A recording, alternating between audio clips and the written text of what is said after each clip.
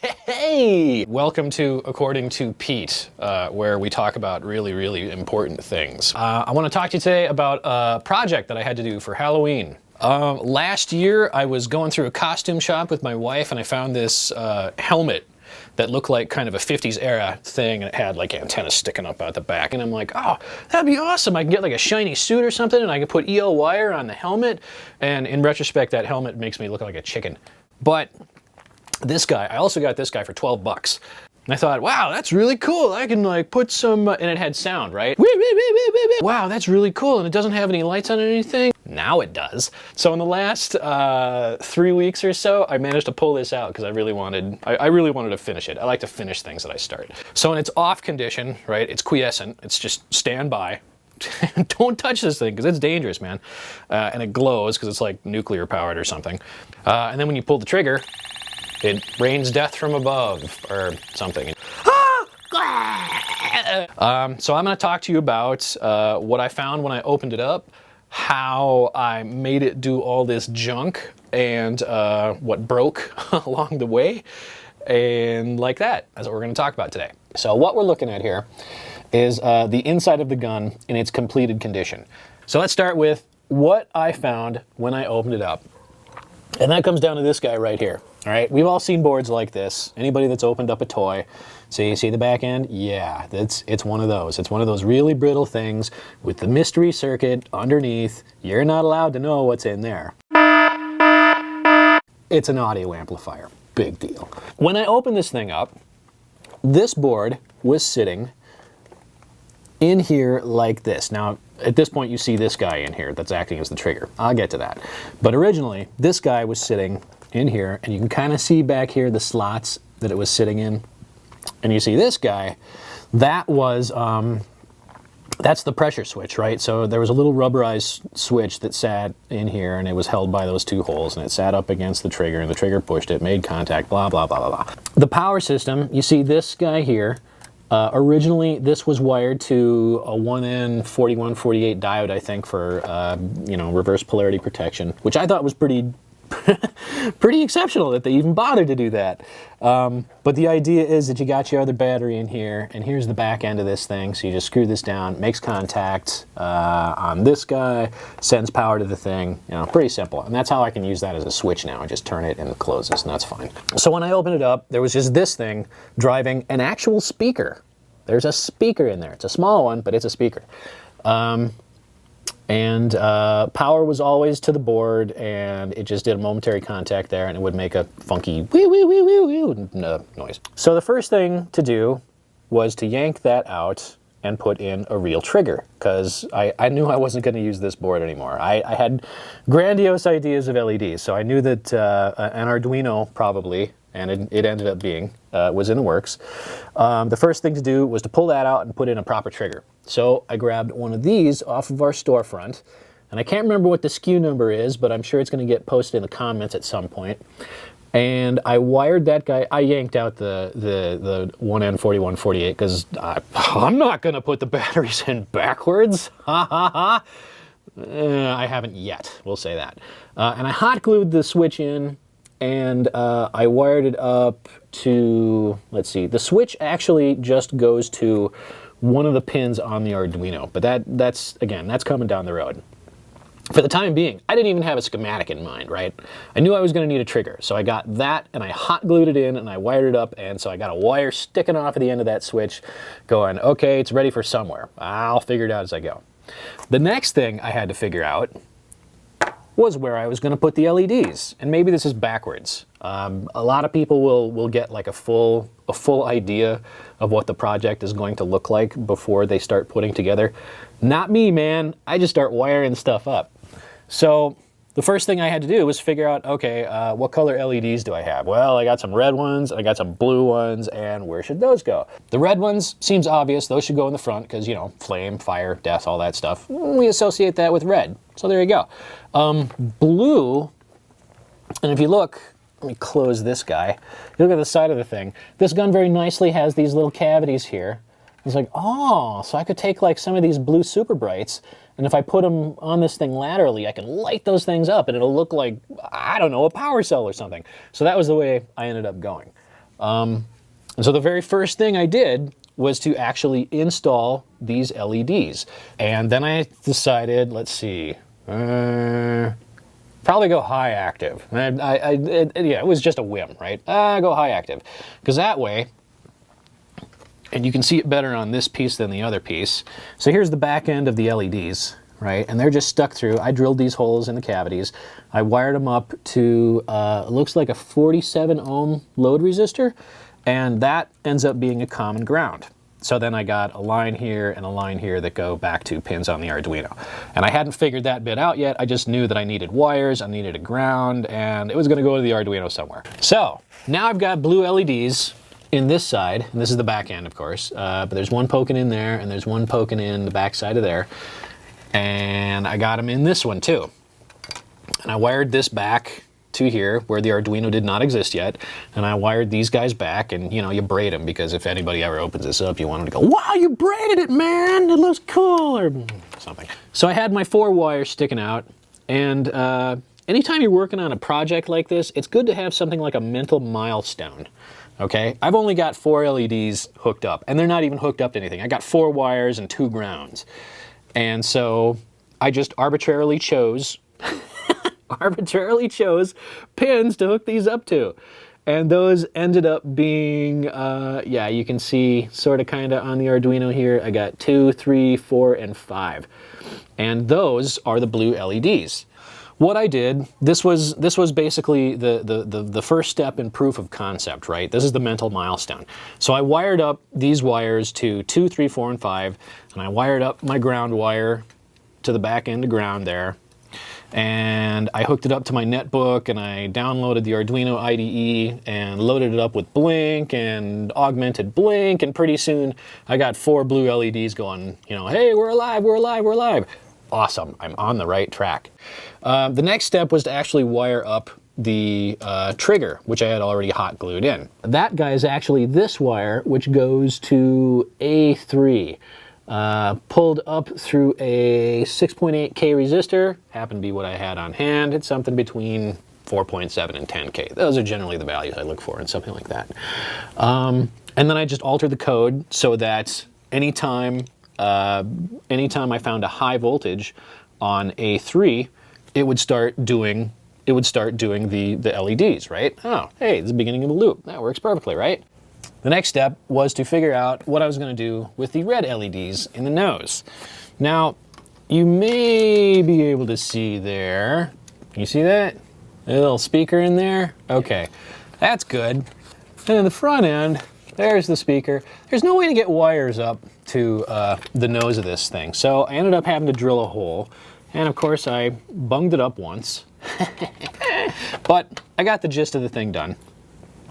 And as you can kind of see, or sort of see, I decided to put the LEDs on the outside. They are tied to a common ground through 150 ohm resistors. See one there, one there, one there, in a very nice triangular pattern. And the reason they're 150 instead of 47 or anything else is because, you know, the voltage drop on a red LED is a little different than the voltage drop on a blue LED. So I wanted there to be a little more, you know, dropping that current down, so bigger resistor. And so, yeah, all I did was hot glue these LEDs in, bend the leads over, solder up the wires, and tie them to the common ground, and braid them all nicely, and track them all back to where the Arduino is gonna go, all right? And I picked another arbitrary 3 pins that I think were just the next 3 numbers in sequence, so I went to 5 before. So 6, 7, and 8 all go to the red LEDs in the nose cone, okay? So I wired those up in the same way, and took them down and wired them there, and then I altered the code so that all the LEDs would go nuts when you pull the trigger. Now I'm ready for sound, okay? And I'm thinking, great, I'm just gonna reuse this thing. Oh gee, the board's really wide, I have to trim it down to fit. Okay, you already hear what's coming, because anyone who's ever touched one of these things knows how quickly they get destroyed. And sure enough, I managed to destroy it. How? I have no idea. As far as I can tell, I haven't cracked the PCB, but I was trying to get it to fit inside here, because it used to be, you know, much wider and had to fit across there. So I'm thinking like, oh, okay, so I can send the trigger up there, that's gonna be awesome. It didn't work anymore. So what ended up happening was my original idea was to try to gang up like 2 or 4 or 6 of the other outputs on the Arduino Pro Mini in order to get enough current drive to just drive that speaker in a push-pull configuration so that I wouldn't have to add anything else. As if a transistor is really that difficult. Well, you see the transistor there, so you can probably extrapolate that that didn't work. So I ended up driving the speaker off of one pin, which looks to be pin 10 over here, and driving with a 2N3904 NPN transistor with a 220 ohm on the base, right? So all I'm doing is sending a square wave from pin 10 to the transistor, and the transistor is driving that speaker with a square wave. There's no capacitive coupling, there's no nothing. I just make sure to pull that pin low when it's off, and then I'm not going to drain a lot of current. And so that ended up being the amplifier, okay? Now at this point, I've got the LEDs wired up, I've got the speaker wired up, and yeah, the nose LEDs, the speaker, and the side LEDs. So at this point, this should all be code, right? And as a matter of fact, this isn't a gotcha situation. It is all code from here. So here we are. This is the schematic I ended up with. And literally ended up with, because I did not have any of this in mind when I started. These are the blue LEDs. 1, 2, 3, 4. Blue, okay? Those guys, sort of there. And like I said before, they've got 47 ohm resistors as load resistors. Why did I do that? I'll tell you why. Because this blue LED has like a 2 point something voltage drop. And if you look over here, I'm working with 3 volts, 2 AA batteries. So if I've got 2 point some volts wrapped up in the voltage drop of each of these guys, I've got to have a smaller resistor here to allow enough current through to make it nice and bright blue, okay? So yeah, initially what I did was I wired these guys up in the gun and then strung these back to the first 4 pins I thought I could use, which were 2, 3, 4, and 5. And then I figured, oh geez, I better have, I wired up VCC and the battery, right? So I got ground in the VCC, and I just ran the code, and the code went blink, blink, blink, blink, blink on these 4 pins after I set it up to do so. Great, mental milestone. And then I thought, oh, I better set this trigger up. So I picked a pin, A3. I had a 6.8K resistor lying around, had like a resistor pack in my basement somewhere, grabbed that. Set it up on this guy, which is hot glued into place, wired that up, and then altered the code so that it would only go active, right? The blue LEDs would only go nuts every time I pulled the trigger. Great, another mental milestone. Next step was to add the red LEDs. And so I wired these guys up, and these are 150 ohm resistors. That's probably illegible for you, but I'm telling you, these are 150 ohm resistors, and red, red, red, red, okay? These are the ones at the tip. Now, why are these 150 ohms? Again, these red LEDs have an associated voltage drop with them, which is like 1 point something volts. So that gives me a little more voltage from the 3.0 volts that the AA's will represent. And so you need a little bit of a higher value to get the current to be about the same. And I was ballparking, right? These are not calculated values. This is what I had lying around on my bench. So wire those back up, 6, 7, 8, and they were in, let's see, to test those, I put them in the same trigger loop, right? Because when I knew, of course, when I pull the trigger, I want everything to go nuts. Then I had the speaker thing, the amplifier thing. Oh gee, I'm not going to be able to use that piece of junk that they had inside the gun to begin with. So I grabbed a 2N3904 from downstairs. I had a 220 lying around on my bench that I knew I was going to have. And I could have finagled this value a little bit to make sure I was getting as much drive through the speaker as I could. 220 ended up being good enough. It was the first one I used. It worked fine. So 3904, the emitter goes to ground, base goes to the 220, which goes to pin 10 on the Arduino Pro Mini, and the speaker just goes to the collector on the transistor and then to the battery. That's simple. After getting all this stuff wired up, it's just code. Now, I'm not going to do a line-by-line description of the code. I will comment this as best as I can. It ain't pretty, but I'll give kind of a higher end or an upper level kind of description of what the code is actually doing. And by watching the gun, you can probably figure out what it's doing. when I turn this thing on, you can kind of see, and it's pulsing, and I pull the trigger, and everything goes nuts. And when I take my finger off the trigger, it goes back to doing this. But what you can see from this is that there is a main loop, of course. As long as it's on, it's running through the loop. So here's loop, yeah, simple enough. If trigger, make noise, blink all LEDs. And if it's not doing that, it pulses the blue LEDs. Now, specifically, what's happening here is that in this section, I have, I'm generating a square wave, and the square wave is varying in frequency. Kind of here it goes from like high to low, or low to high. It's really hard to tell at this point. And as it's cycling through those pulses, I am blinking LEDs simultaneously. So it'll go through like one sequence of the tone from low to high frequency, change the LED position, and then cycle through again. So every time it goes through this loop, it makes like one piece of the noise and then changes the position of the LEDs. And so it's cycling like this. You can hear it do it. And when it's not in the trigger, it's always going through the loop really quick, right? And all this is doing is incrementing the pulse width. It's there, right? They're obviously pulse width modulated. Well, okay, for the beginners, it may not be obvious. The brightness of these things is altered by pulse width modulation, or PWM. And all that's happening is that as it cycles through the loop every time, looking for the trigger, if it doesn't see the trigger, all it's doing is incrementing the pulse width. Okay, or decrementing, right? It's decrementing the pulse width when it's getting dimmer, and it's incrementing when it's getting brighter. And so every time through the loop, it says, okay, that didn't happen. All right, increment and set that brightness, or decrement and set that brightness. So in that way, it's always doing this. Now, you can also sort of tell every time I take my hand off the trigger, it starts at 0 again. It starts from pulse width equals not very much to getting brighter. And that's at the end of this little loop that says, okay, set it all to 0 and start again. When you look at the code online, that will become obvious. Now, as I said before, I didn't do this in Arduino.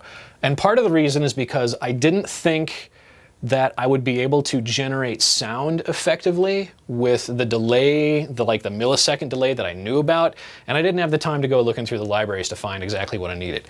In all likelihood, all of these things exist and would make it way, way, way easier to do.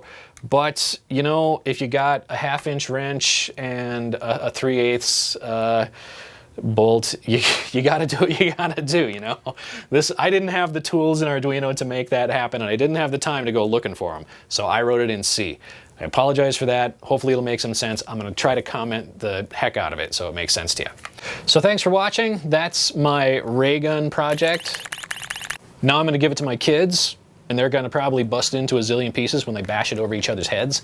In the meantime, keep the questions coming, keep the comments coming. You can put your questions in the comment section below down there. Any suggestions for things that we can cover, you can email that to feedback@sparkfun.com, put "according to Pete" in the subject line, and we will put it in the queue, and we'll see if we can do something with it. Until next time, happy Halloween.